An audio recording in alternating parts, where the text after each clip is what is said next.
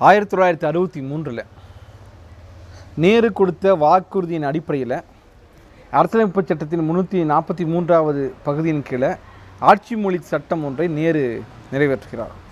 அதன்படி இந்தியுடன் ஆங்கிலமும் ஆட்சி மொழியாக நீடித்திருக்கலாம் என்ற வார்த்தைகளை நீடித்திருக்க வேண்டும் என்று மாற்ற வேண்டும். அதாவது எப்படின்னா, இந்தியோட ஆட்சி மொழி ஆங்கிலமும் இருக்கலாம் அப்படிங்கிறத கண்டிப்பாக நீடித்திருக்க வேண்டும் அப்படின்னு மாற்றுங்க அப்படின்னு இந்தி பேசாத மாநில மொழி உறுப்பினர்கள் சொல்கிறாங்க. இது கட்டாயம் நீங்கள் படுத்துங்க, கண்டிப்பாக இந்தியோட ஆங்கிலமும் ஆட்சி மொழியாக இருக்க வேண்டும் சொல்லுங்கள் என்று சொல்கிறாங்க. ஆனால் இந்தி பேசுகின்றவர்கள் இல்லை, இந்தியும் ஆங்கிலமும் ஆட்சி மொழியாக இருக்கலாம் அப்படிங்கிறது வேணும்னு அவங்க சொல்கிறாங்க. இருந்தாலும் சட்டம் நிறைவேற்றப்படுகிறது, இருக்கலாம் அப்படிங்கிறது நிறைவேற்றப்படுகிறது. இது தமிழ்நாட்டு மக்களுக்கும் இங்கே அரசியல் கட்சிகளுக்கும் இல்லை தமிழ் மக்களுக்கும் எவ்விதமான ஒரு நம்பிக்கை அளிக்கக்கூடியதாகவும் கிடையாது. அப்போ இந்த பிரச்சனை எப்படி தீர்ப்பது என்பது தொடர்பான ஒரு பதட்டம் இருந்துகிட்டே இருக்குது. என்னென்னா, அப்போ இந்திய ஆட்சி மொழியாச்சுன்னா தமிழ்நாட்டுடைய என்ன ஆகும்? ஏன்னா சமஸ்கிருதம் என்பது இந்தி என்பது என்ன, தேவநாகரி எழுத்து வடிவிலானது. சோகால்டு சமஸ்கிருதம் தான் இந்தி. அப்போ இந்தியில் என்னது அப்படின்னா சமஸ்கிருத பண்பாடு, சமஸ்கிருதத்துடைய எல்லா விஷயங்களும் உள்ளடக்கியது இந்தி.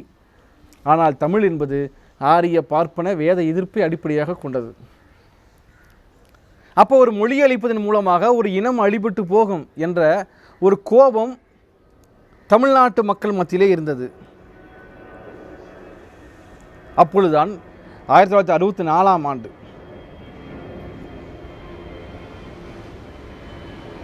திருச்சி கீழப்பழுவூரை சேர்ந்த சின்னசாமி என்ற ஒரு இளைஞர், அவருடைய தந்தை ஆறுமுகம், தாய் தங்கத்தம்மாள், இவருக்கு ஒரே பையன். அவர் பேர் தான் கீழப்பழுவூர் சின்னசாமி. 5வது வரைக்கும் படிச்சிருக்கிறாரு. அதற்கு பிறகு அவர் திருமணம் புரிந்து, அவருக்கு சீர்திருத்த முறையில் திருமணம் புரிந்திருந்தார். அவருடைய குழந்தை பேர் திராவிட செல்வி. ஒரு சின்ன விவசாயி, ஒரு சிறு விவசாயியாக இருந்தவர். அப்போ திமுகவில் உறுப்பினராக இருந்தார். அவர் 1964ஆம் ஆண்டு ஜனவரி 22ஆம் தேதி மாம்பழம் ரயில்வே ஸ்டேஷனில் பக்தவச்சலம், அன்றைய முதலமைச்சர் பக்தவச்சலம் நேரில் பார்த்து தமிழை காக்க ஏதாவது செய்யுங்கள் அப்படின்னு மன்றாடுகிறார். அவரை மறித்து, யார் முதலமைச்சரை மறித்து மன்றாடுகிறார். யோசிச்சு பாருங்கள், ஒரு முதலமைச்சர்னா யார், எப்படிப்பட்ட ஆள்? அவரை மறித்து ஏங்க தமிழுக்காக ஏதாவது செய்யுங்க என்று மன்றாடுவது எப்படிப்பட்ட மொழி உணர்வின் அடிப்படையில் நடந்திருக்கும்? அவர் மன்றாடுகிறார். ஆனால் அங்கே இருந்த போலீஸ்காரங்களாம் அவரை பிடிச்சி தள்ளிவிட்டுறாங்க. கூட்டிகிட்டு போய் விசாரிச்சுட்டு அப்புறம் வெளியே அனுப்பிச்சுட்றாங்க.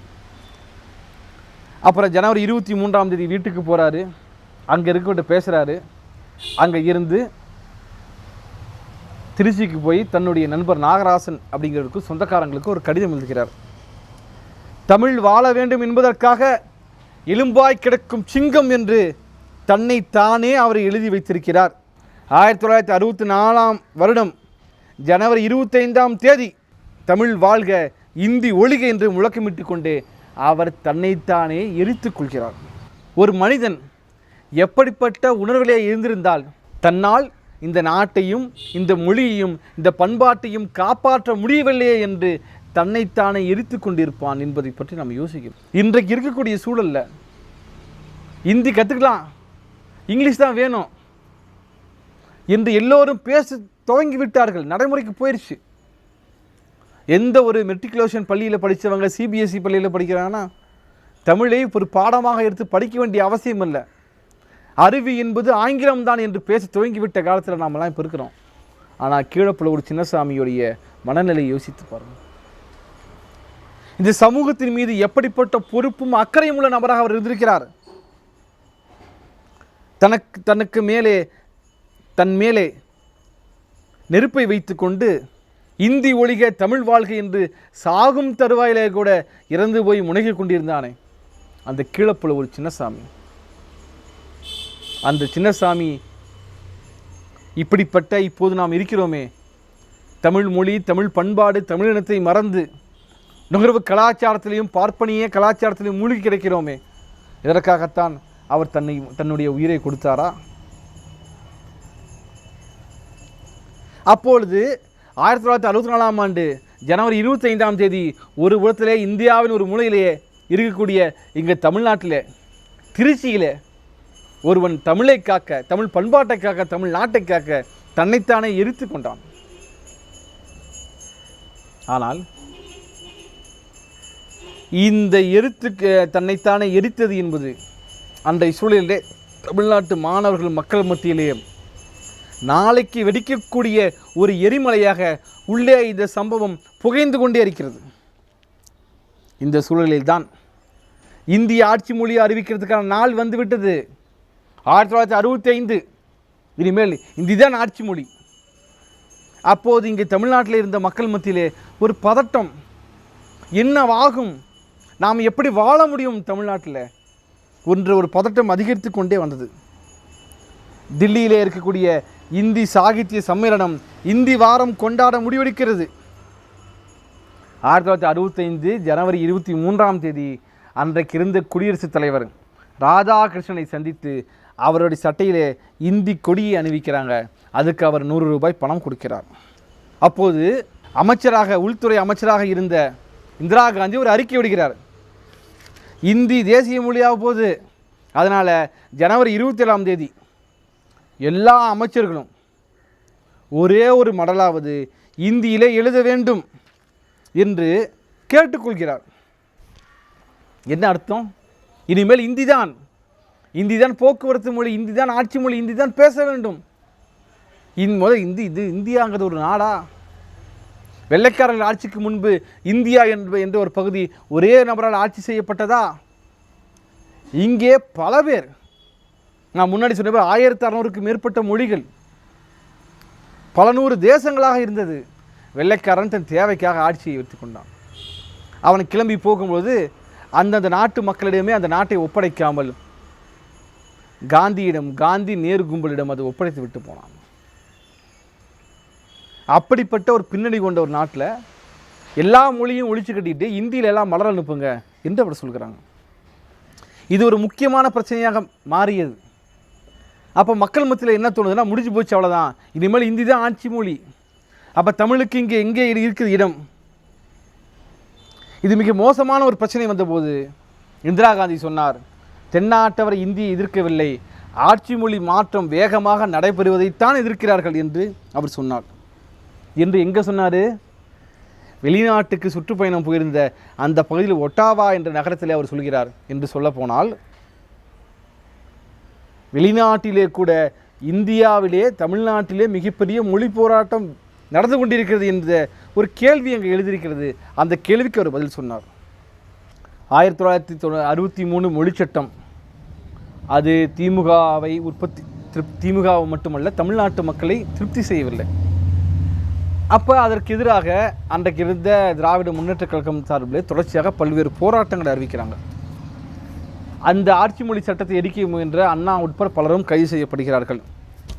1965 வரைக்கும் ஏறத்தாழ 14 மாதங்கள் இந்த போராட்டம் நடைபெற்று கொண்டே இருக்கிறது. திமுகவுடைய முக்கியமான தலைவர்கள் அனைவருமே கைது செய்யப்படுகிறார்கள். ஆனாலும் 1965 ஜனவரி 26ஆம் நாள் இந்திய ஆட்சி மொழியாக அறிவிக்கின்ற அந்த திட்டத்தையும் அது கொண்டாடக்கூடிய ஒரு மகிழ்ச்சிகரமான ஒரு நாளையும்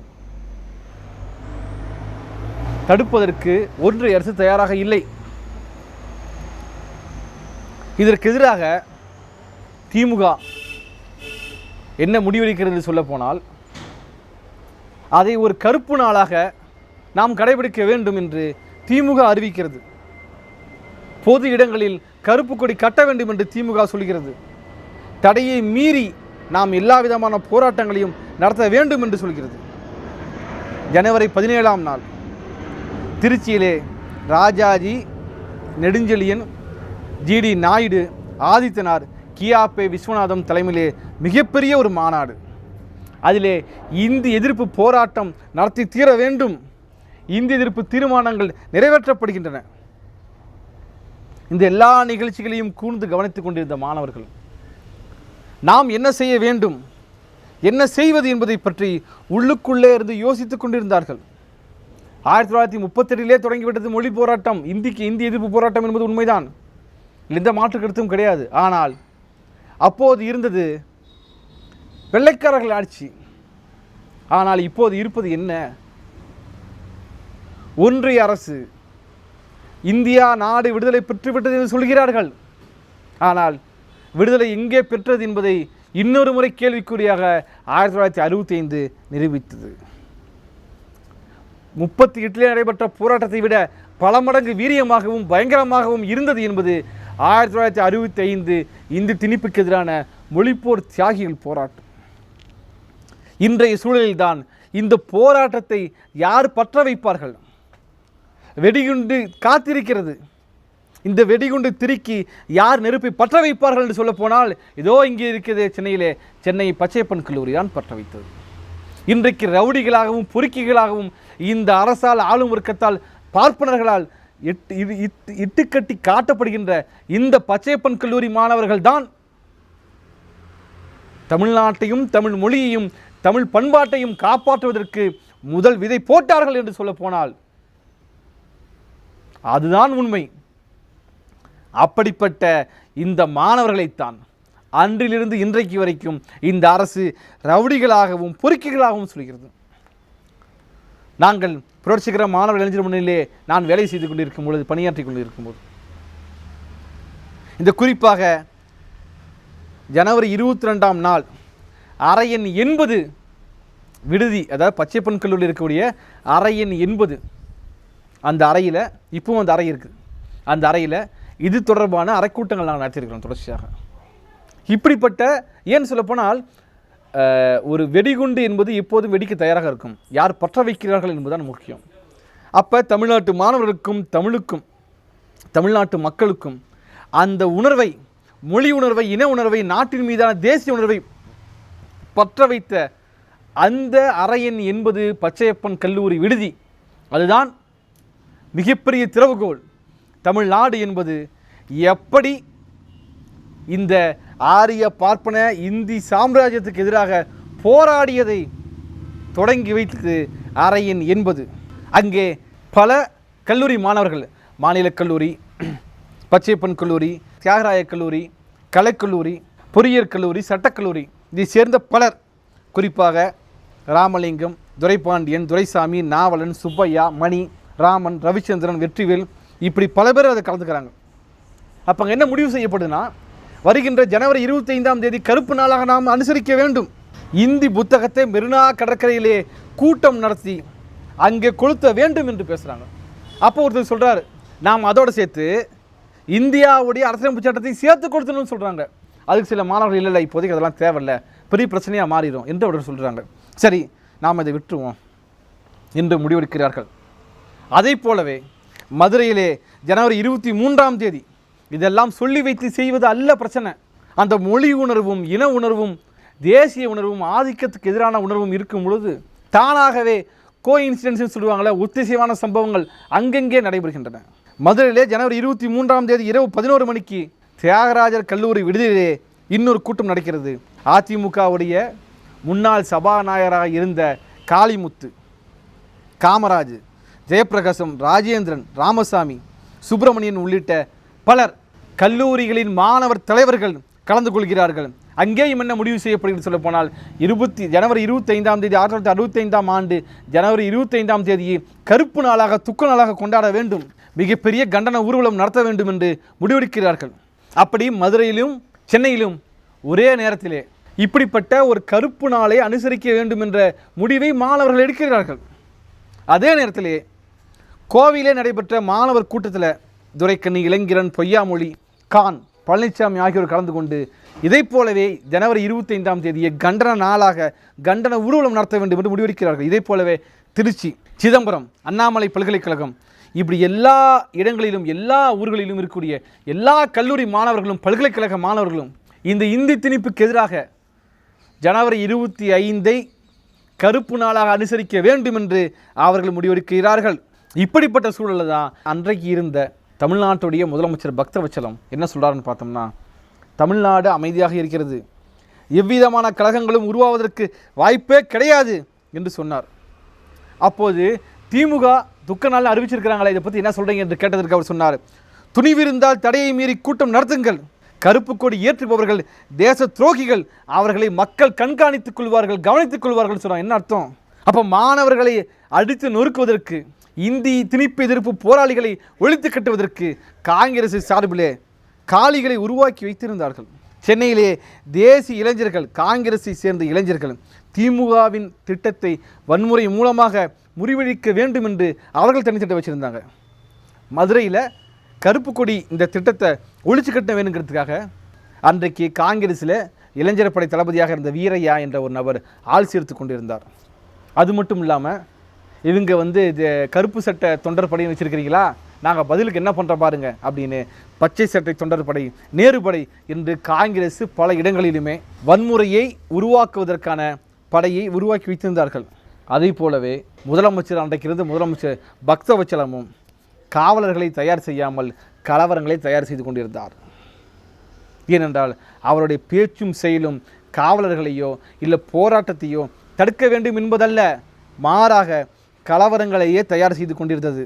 அப்போ இது நிலவரம் ரொம்ப மோசமாக போகுதுன்னு சொன்ன உடனே அன்றைக்கு திமுகவுடைய தலைவராக இருந்த அண்ணா என்ன முடிவு எடுக்கிறார்னா, எங்கேயும் பொது இடங்களில் கருப்பு கொடி ஏற்றாதீங்க, இது வன்முறைக்கு போயிடும் என்று சொல்கிறார்.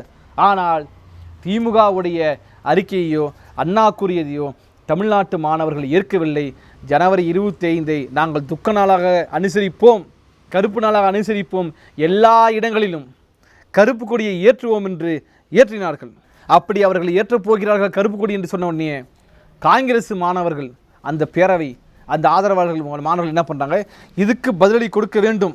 அப்போ ஜனவரி 24க்குள்ளார தமிழ்நாடு முழுவதும் மாணவர்கள் 25ஆம் தேதி நம்ம கண்டன ஊர்வலம் நடத்தணும்னு தமிழ்நாடு முழுக்க எல்லா இடங்களிலும் நோட்டீஸ் விட்டுறாங்க, போஸ்ட் அடிக்கிறாங்க, சுவரொட்டி ஒட்டுகிறார்கள், துண்டறிக்கைகளை விநியோகம் செய்து கொண்டிருக்கிறார்கள்.